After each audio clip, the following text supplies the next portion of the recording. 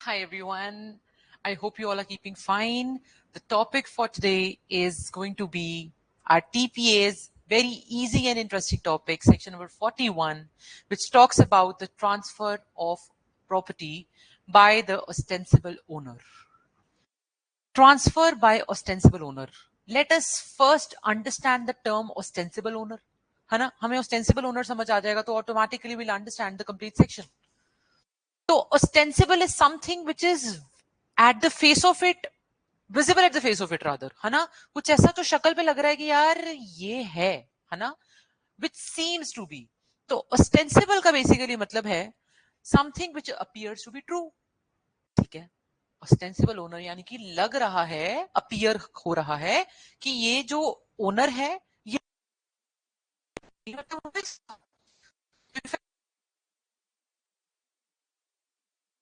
ये ऐसा ओनर जो at the face of it लग रहा है, अपीयर हो रहा है as a owner of a particular property, but actually he is not the true owner. वो है नहीं है वैसे, बट लग रहा है. ठीक है, तो आप कहो कि यार श्रद्धा मैम, अगर मैं आपकी प्रॉपर्टी पे अगर मतलब टेक्निकली आप मेरी प्रॉपर्टी पे आके रहने लग जाओ तो क्या आप ओस्टेंसिबल ओनर हो गए? नहीं, आप तो ट्रेसपासर हुए ना. तो फर्क क्या हुआ? आप देखो, एक तरफ मैं बोल रही हूँ ऐसा इंसान जो ट्रू ओनर नहीं है बट रह रहा है तो हमें लग रहा है कि ये है, वो ऑस्टेंसिबल ओनर है. फिर आप कहते हो ठीक है श्रद्धा मैम, आप कहीं घूमने गए थे, मैं आपकी प्रॉपर्टी में रहने लग गई आके आपको बिना बताए, तो मैम मैं भी तो फिर ऑस्टेंसिबल ओनर ही तो हो गई ना, लग तो मैं भी रही हूँ कि मैं ओनर हूँ. समझाऊंगी आपको कि ये रजे फर्क क्या आ गया. ऑस्टेंसिबल ओनर एक ऐसा इंसान है जिसके एसेंशियल्स हम देखने वाले हैं, आपको रफली बता देती हूँ. ऑस्टेंसिबल ओनर एक ऐसा इंसान जिसको मैंने क्या बोला था, ट्रू ओनर ने हक दिया to act as an owner. आपको मैंने हक नहीं दिया, मैं कहीं घूमने गई हूं, मेरी प्रॉपर्टी में आ गए हो, तो आप ट्रेसपासर ही हो, आप ऑस्टेंसिबल ओनर नहीं बने हो. ऑस्टेंसिबल ओनर तब बन जाते अगर मैंने आपको हक दिया होता टू एक्ट लाइक वन. ठीक है, तो technically section number 41 of TPA बात क्या करता है? Section number 41 of TPA says कि देखो यार, सीधी सी बात है, मैं आप अब अच्छा देखो, होता पता है क्या है, बहुत बार ना टैक्सेशन पर्पस से बचने के लिए, बहुत बार अपने क्रेडिटर्स को डिफ्रॉड करने के लिए, जैसे सोचो मेरे ऊपर बहुत कर्जा है, for example I have a lot of debt. अब मुझे ऐसा लग रहा है कि सर कोर्ट ना मेरी प्रॉपर्टी अटैच कर देगी, एक ही प्रॉपर्टी बची है मेरे पास, ये प्रॉपर्टी अटैच कर देगी अगर मैंने यहाँ पे ये मेरे नाम पे ही शो होती रही. ठीक है, या फिर मुझे ऐसा लगता है मेरे नाम पे ऑलरेडी बहुत बहुत प्रॉपर्टीज हैं, एक काम करता हूं, हस्बैंड्स क्या करते हैं यूजुअली, अपनी वाइफ के नाम पे ले ली प्रॉपर्टी, तो है प्रॉपर्टी हस्बैंड की ही, बट ली किसकी हुई है? वाइफ के नाम पे ली हुई है, just to show ostensibly, appear क्या करेगा कि वाइफ की प्रॉपर्टी है बट है हस्बैंड की है. तो this is the easiest example of who an ostensible owner is. ठीक है, तो आप एक चीज समझिए, सेक्शन 41 कहता है कि यार जो ऐसे ओनर्स होंगे ना, ऑस्टेंसिबल ओनर्स, अगर वो प्रॉपर्टी को फर्दर एलियनेट कर दें, वो फर्दर आगे प्रॉपर्टी को बेच दें, ठीक है, विद द एक्सप्रेस और implied consent of the true owner. कौन? हस्बैंड यहाँ पे, है ना. अगर वाइफ इस प्रॉपर्टी को एलियनेट कर दे, ठीक है, with या with express or implied consent of the true owner which is the husband, तो हम मानेंगे कि अब वाइफ यहाँ पे कौन है? Ostensible owner. और अगर वाइफ ने वो ट्रांसफर आगे कंसिडरेशन के लिए किया था, वाइफ ने जो ट्रांसफर किया आगे, she being the ostensible owner, उसने वो फॉर कंसिडरेशन किया था, फॉर मनी किया था, और जो खरीदने वाला इंसान है उसने गुड फेथ में वो पैसा, गुड फेथ में वो प्रॉपर्टी खरीदी थी वाइफ से, जानते उसको नहीं पता था कि वाइफ ओनर है ही नहीं ट्रू, लेकिन फिर भी उसने अपनी इंक्वायरी करके गुड फेथ में वो प्रॉपर्टी वाइफ से खरीद ली थी. तो ऐसे केसेस में सवाल आता है कि क्या ये ट्रांजेक्शन वॉइडेबल हो गई? हस्बैंड क्या बोल सकता है कि वाइफ के पास तो हक ही नहीं था? Answer is no. Section number 41 says कि ये ट्रांजैक्शन अवॉइडेबल नहीं हो गई अगर सारे एसेंशियल्स जो आपको हमें बताए गए हैं सेक्शन द्वारा वो पूरे हैं, तो ये ऐसी की ट्रांजैक्शन अवॉइडेबल नहीं हुई. आप कहोगे मैम, आज तक हमने जनरल रूल क्या देखा, चाहे हम सेल ऑफ गुड्स एक्ट देखते हैं, चाहे हम ट्रांसफर ऑफ प्रॉपर्टी एक्ट देखते हैं, एक जनरल रूल जो होता है वो ये रहा. देखिए, जनरल रूल ये है, nemo dat quod non habet. मतलब क्या है इसका जनरल रूल का? Nemo dat quod non habet means you cannot transfer a better title than you yourself have, है ना? No one can transfer a better title than he himself has. तो technically जो है नहीं वो मैं दे नहीं सकता। तो एक वाइफ यहाँ पे उसके पास तो ओरिजिनल टाइटल है ही नहीं, डेफिनेटली ओनर लग रही है but she is an unqualified owner. she does not have any right to alienate the property। ठीक है, तो यहाँ पे टेक्निकली होना क्या चाहिए? Wife should not be allowed to transfer a better title than she herself has. लेकिन ये जो हमारा सेक्शन नंबर 41 है, it is clear exception to this maxim which is nemo dat quod non habet. तो मतलब टेक्निकली देखा जाए तो yes we know you can not transfer a better title, but section 41 says yes you can transfer a better title than you yourself have, लेकिन certain circumstances, certain essentials को पूरा करने के बाद। So this is how you start an answer to this question. Whenever this question is asked, you certainly start with quoting that what does this mean, and our section 41 is an exception to this general rule. Now, if we see the essentials, you can see on the board the essentials. First essential क्या है? कि ये जो transaction है ये immovable property की transaction है। ठीक है, obviously आपके केस में हमारे पास पहला एसेंशियल जो है इमूवेबल प्रॉपर्टी का है। ये कहता है क्योंकि हम जानते हैं टीपीए केटर ही इमूवेबल प्रॉपर्टी से कर रहा है। अगर मूवेबल होता तो ये सेल ऑफ गुड्स एक्ट में चला जा चुका होता। ठीक है, क्योंकि मोस्टली सारी मूवेबल चीजें केटर्ड विद हैं in sale of goods act 1932 1930। Essentials of first essential आ गया of immovable property, transfer of immovable property. Second शर्त क्या है अगर आप सेक्शन 41 का सहारा लेना चाहते हो? That the transfer must be by the transferor who is not the real owner. I'll give an example. But यहाँ पे कौन है? हमने अभी जो एग्जांपल देखी थी हस्बैंड वाइफ वाली, तो यहाँ पे कौन है? प्रॉपर्टी कौन ट्रांसफर कर रहा है? इमूवेबल प्रॉपर्टी कौन ट्रांसफर कर रहा है? ट्रांसफरर ऐसा who is not the real owner। तो यहाँ पे wife, she is not the real owner but she is transferring the property। ठीक है, done for consideration। वो जो ट्रांसफर कर रही है ना, she is doing that transfer for consideration। वो अपनी बहन को दे रही है, किसी को भी दे रही है, wife not being the real owner. क्या कर रही है? कंसिडरेशन के बदले ट्रांसफर कर रही है वो प्रॉपर्टी जो उसके पास अपने हस्बैंड की पड़ी थी। Next, transfer is with the consent of real owner. अब यहां पे बात क्या है? यहां पे लिख दिया transfer to be with the consent of real owner. अब ये जो कंसेंट है this can be express also,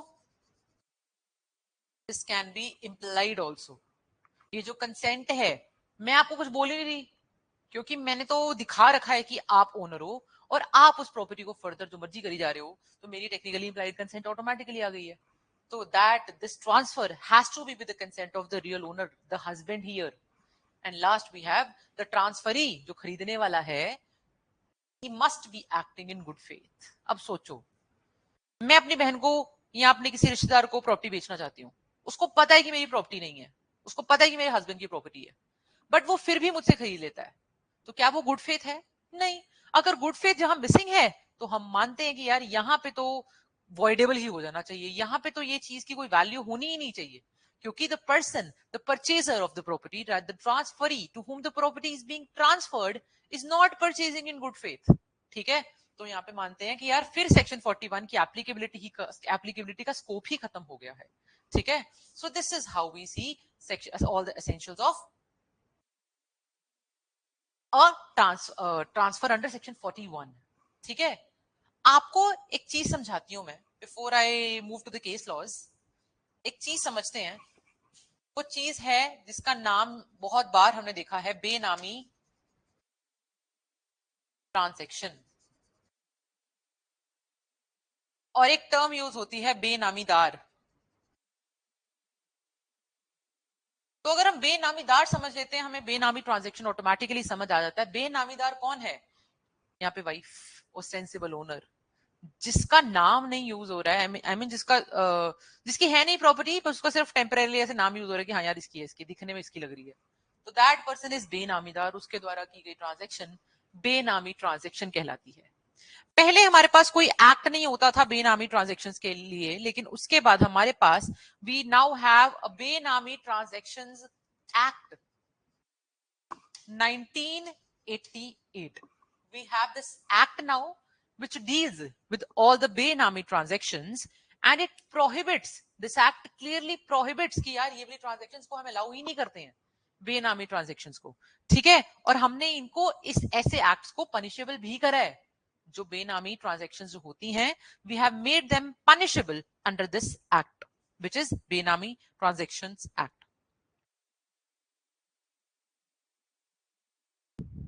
और साथ में इस एक्ट ने एक और चीज बोली कि जिसके नाम पे भी जो भी बेनामीदार होगा he will become the real owner of the property. तो टेक्निकली घपले कम करने के लिए हमने बना दिया। लोग क्या करते थे, अपने नाम पे 3 प्रॉपर्टीज और है, पता है चौथी कैसे लूं मैं, और इसलिए किसी और के नाम पे कर दो, ट्रांसफर है अपनी बट किसी और के नाम पे ट्रांसफर कर दो, ठीक है। तो इससे बच जाएंगे हम। तो हमने बोल दिया कि यार आप बच के रहो जरा, क्योंकि बेनामीदार रियल ओनर बन जाएगा एज पर बेनामी ट्रांजेक्शन एक्ट 1988, और सेंसिबल ओनर ही ट्रू ओनर कहलाएगा, ठीक है। तो इसलिए किसी के नाम पे मत करना, जो करना है अपने नाम पे करो, ठीक है। So this is how we see section number 41। अब बात आती है यार ओनर्स ऑफ प्रूफ किसके ऊपर है, ठीक है। ओनर्स ऑफ प्रूफ यानी कि बर्डन ऑफ प्रूविंग कि यार ये ट्रांजैक्शन बेनामी है या नहीं है, जो भी सीन है, ठीक है। ये सारी चीजें प्रूव करने के लिए बर्डन ऑफ प्रूफ किसके ऊपर है? Obviously the burden of proof will lie upon the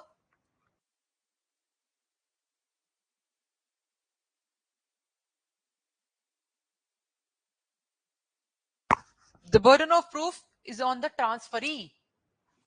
क्या प्रूफ करने का बर्डन? पहला तो sir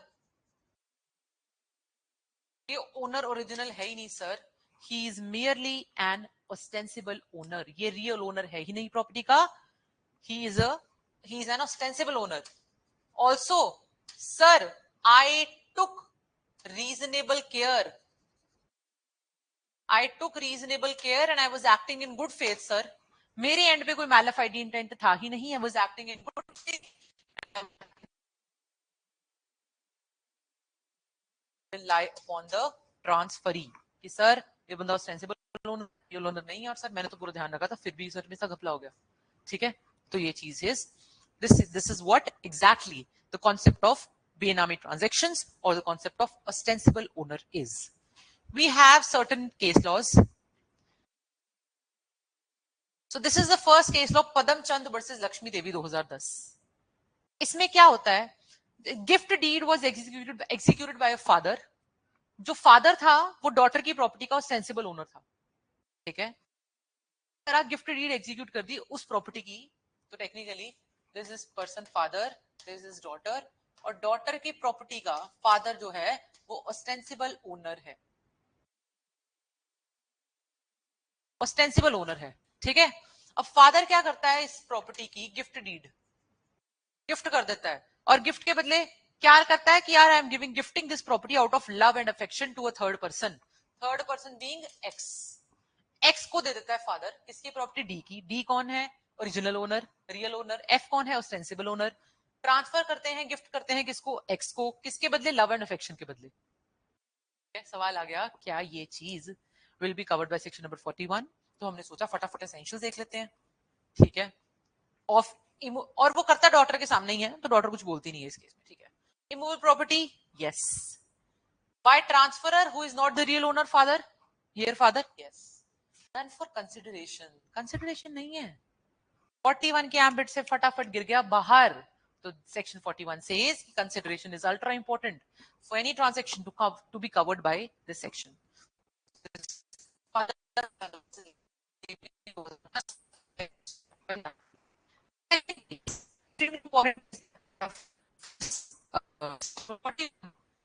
Ram Kumar Kundu versus McQueen and another.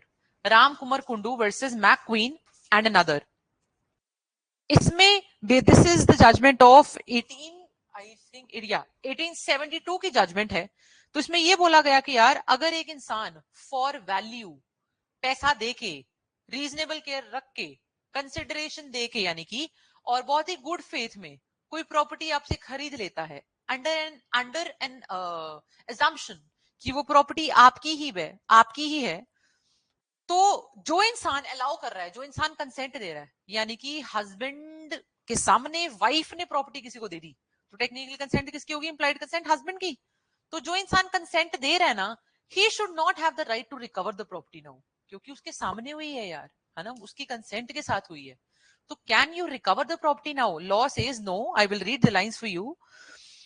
It is a principle of natural equity which must be universally applicable, that where a man allows another to hold himself out as the owner of an estate and a third person purchases it for value from the apparent owner in the belief that he is the real owner, the man who so allows the other to hold himself out shall not be permitted recovery upon his secret title unless he can overthrow that the purchaser by showing either that he had a direct notice or something which amounts to constructive notice of the real title.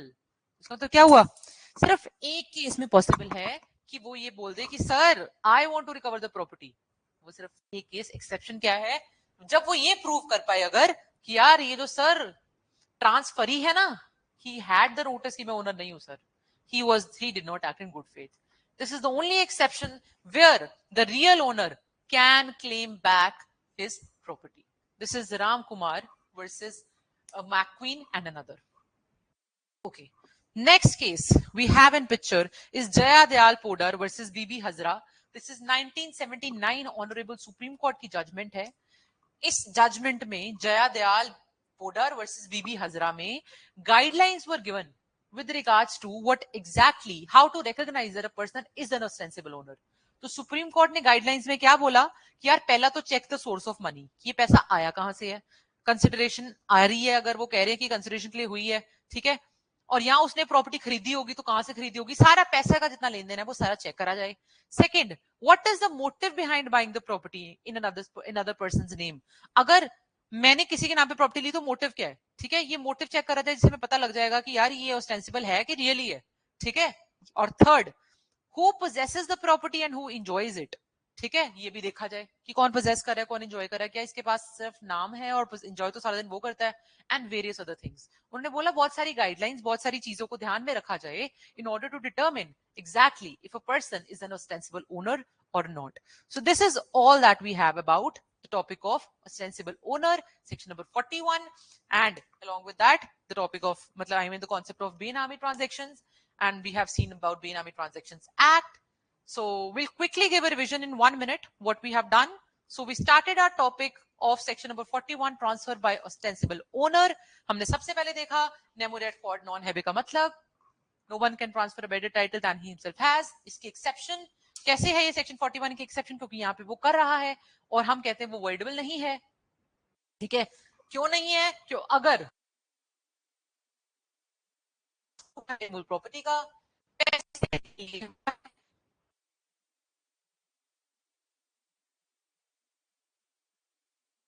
ठीक है, और साथ में transfer is with the consent of the real owner, transfer he was acting in good faith. ये सारी चीजों का ध्यान रख के अगर ये एसेंशियल्स अगर पूरे हो जाते हैं तो ट्रांजैक्शन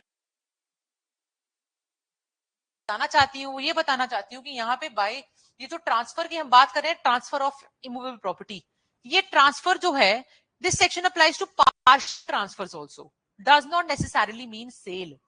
अगर वाइफ ने, हस्बैंड रियल ओनर है, वाइफ ऑस्टेंसिबल ओनर है, और वाइफ क्या करती है उस प्रॉपर्टी को मॉर्गेज कर देती है, तो उसने पूरा ट्रांसफर तो नहीं करा बट पार्शियल ट्रांसफर करा. आई मीन उसने she enjoyed the property, she did not alienate it but she enjoyed the property in some sense. तो क्या वो वाले ट्रांजैक्शंस भी यहाँ पे कवर हो जाएंगी सेक्शन 41 में? The answer is yes.